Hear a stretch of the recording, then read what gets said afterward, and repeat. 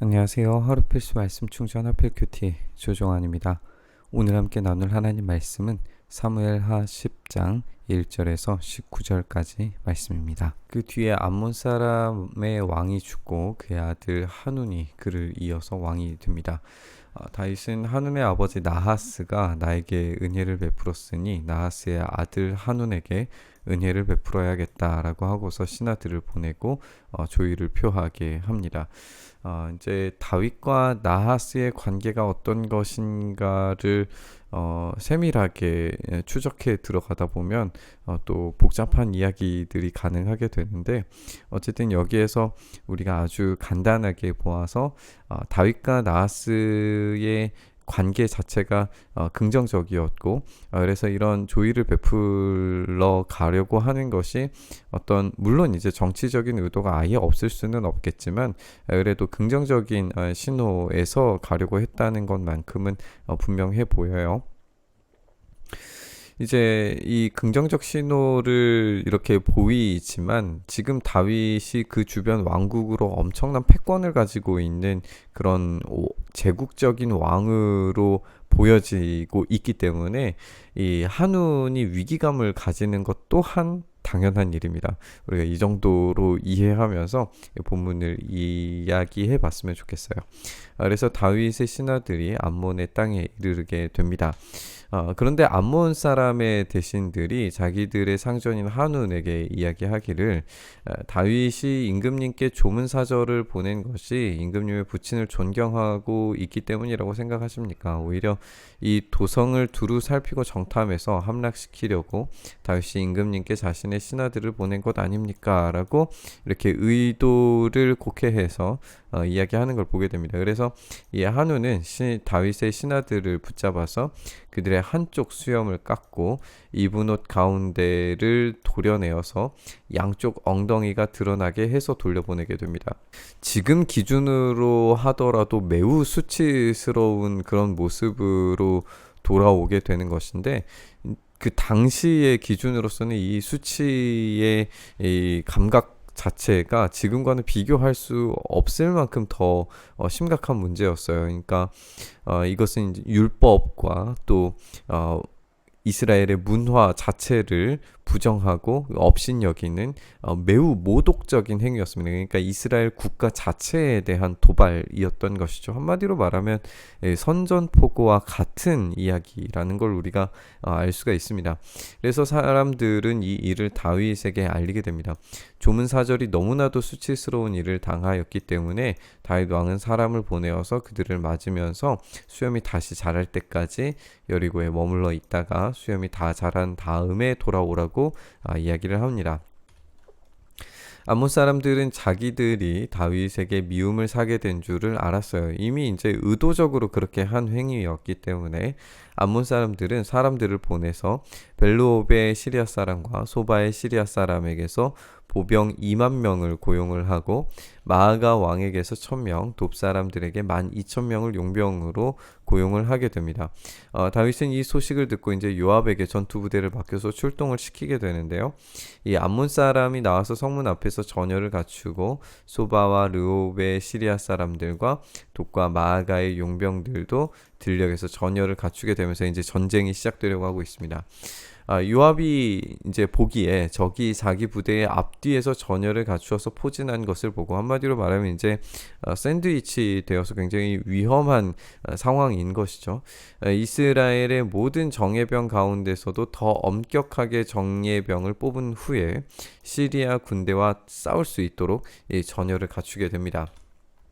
남은 병력은 자기 아우 아비새에게 맡겨서 암몬 군대와 싸우도록 전열을 갖추게 하고 있어요. 그렇게 시리아 군대와 암몬 군대 이 양쪽 진영에서의 어떤 그런 싸움이 벌어지고 있는 걸 보게 되는 거죠.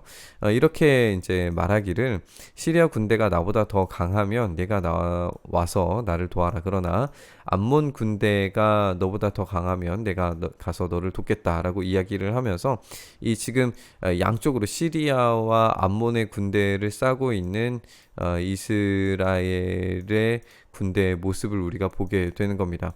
이렇게 서로 싸움 가운데에서 어느 한쪽이 약해지면 이 이스라엘 진영에 있는 사람들이 이제 몰살당하기 때문에 이제 강한 쪽을 방어하는 수단으로 있는 거죠. 그러니까 어떻게 보면은 지금 이 상황은 이스라엘이 수세적인 그런 상황에 놓여져 있는 것처럼 읽혀져요.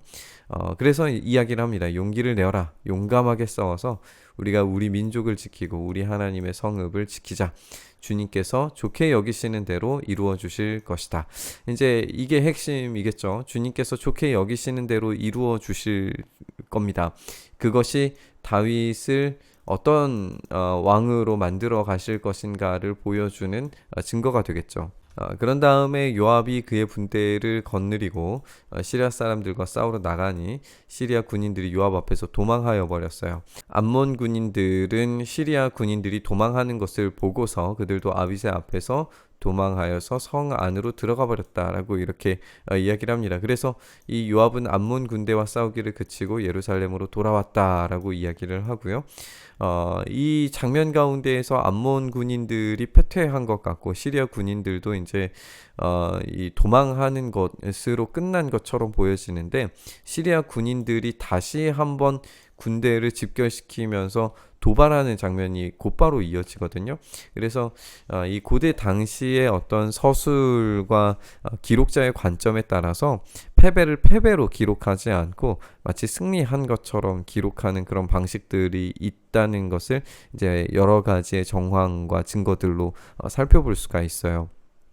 오늘 이 본문이 그런 표현, 그러니까 요압과 아비새가 끝까지 잘 맞서 싸워서 물론 이제 수세적으로 돌아서기는 했지만 그래서 공세를 받고 있는 중이지만 훌륭하게 막아섰다라고 그렇게 이해하는 학자들도 있습니다. 어쨌든 여기에서 이제 본문에서 중요한 부분은 뭐냐면 이렇게 암몬과 시리아 군인들이 함께 연합하여서 싸움을 걸고 이곳 가운데에서 큰 전쟁이 벌어지는 것인데 이 암몬과 시리아가 전쟁의 주체가 아니라 사실상 지금 이 본문에서 훨씬 더 중요한 인물은 하닷에셀입니다.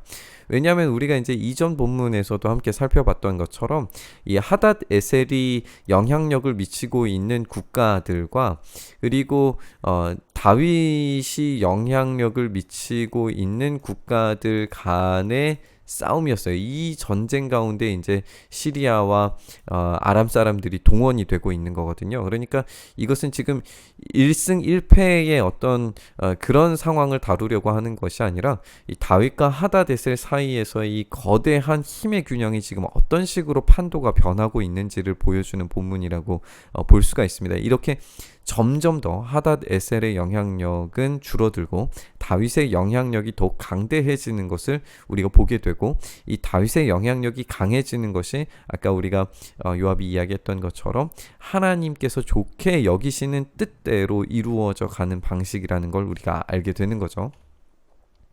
이 하닷에셀이 사람을 보내서 유프라테스 강 동쪽에 있는 시리아 군대를 동원시켰기 때문에 그들이 헬람으로 옵니다. 하닷에셀의 부하 소박 사령관이 그들을 지휘하게 됐어요. 그래서 다윗은 이 소식을 듣고 온 이스라엘 군대를 모아서 거느리고 요단강을 건너서 헬람으로 진군을 하게 됩니다. 그러니까 이전에는 다윗이 직접 진군하지 않았던 것처럼 보여요. 요압이 싸웠는데 이번에는 이제 다윗이 모아서 거느리고 건너서 진군하는 것처럼 보여지죠. 그러니까 이 싸움의 진짜 주체는 하닷에셀과 다윗이라는 걸 우리가 다시 한번 확인할 수 있고요. 시리아 군대가 다윗과 싸우려고 전열을 갖추고 있다가 맞붙어서 싸웠어요. 그런데 시리아는 이스라엘 앞에서 도망하고 말았습니다. 다윗은 시리아 군대를 쳐서 병거를 모는 이 700명과 기마병 4만 명을 죽이고 소박 사령관도 쳐서 그를 그 자리에서 죽이게 됩니다. 결국에는 이 싸움의 결과 하닷에셀의 부하인 모든 왕들은 자기들이 이스라엘에게 패한 것을 알고서 이스라엘과 화해한 뒤에 이스라엘을 섬기게 됩니다.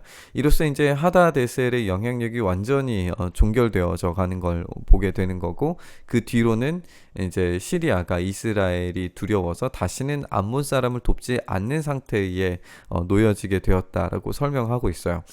지금 오늘 이 10장에서의 다윗의 승리, 하닷 에셀과의 경쟁 가운데서 경쟁 구도에서 다윗이 압도적인 승리와 함께 그 주변 국가들의 영향력을 미치고 있게 되는 어떤 권력의 정점에 서는 다윗을 설명한 후에 그 권력의 정점에서 무슨 일을 벌이는가를 11장에서 보여주게 될 겁니다. 오늘 우리는 이 본문을 통해서 다윗이 정점에 서게 된 모습을 보게 됩니다.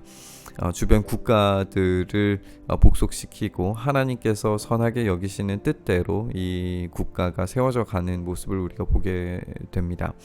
이때에 다윗은 두 가지의 반응을 할 수 있었을 거예요. 하나는 정말 다시 한번 겸손하게 자기의 모든 이 주권을 하나님께 올려드리면서 겸손한 왕으로서 이스라엘의 유일하신 왕이 오로지 하나님뿐이심을 인정하는 길을 걸어가는 것과 또 한 가지의 길은 이 정점에 선 권력을 자기 마음대로 남용하고 휘두를 수 있는 그런 유혹의 길, 이 두 길 사이에 있었을 거예요.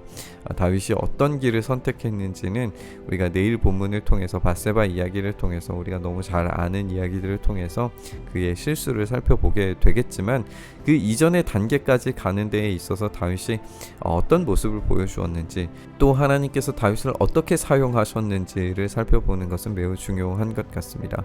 결국 하나님께서 기뻐하시는 뜻이 있다면 우리를 정점에 세워 놓으실 수 있으십니다. 그때에 우리의 진짜 시험은 시작되는 것 같습니다.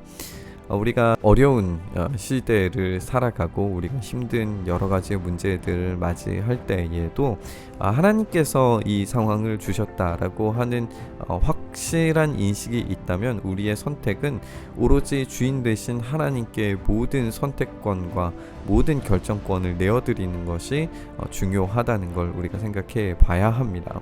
그렇지 않았을 때 다윗처럼 범죄하기 쉬운 것이 우리의 삶이 아닌가 싶습니다.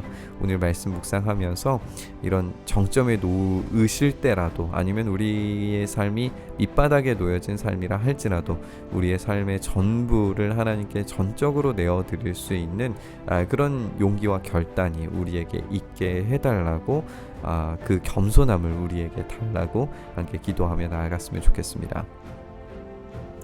주님, 그렇게 주님께서 우리를 부요하게도 가난하게도 하실 때에 우리에게 일체의 비결을 배우게 하셔서 우리에게 능력 주시는 자 안에서 모든 것을 다 감당할 수 있는, 그래서 우리가 우리의 삶의 주인이 아니라 오로지 우리에게 힘 주시는 분, 오직 예수 그리스도께서만 우리의 삶의 주인 되심을 철저히 고백하는 삶으로 우리의 삶이 나아갈 수 있도록 은혜 더하여 주시옵소서. 그렇게 우리의 삶 붙들어 주셔서 은혜의 증거들을 하는 삶 살아가기를 간절히 소망하며 우리 주님 예수님 이름으로 기도드리옵나이다. 아멘.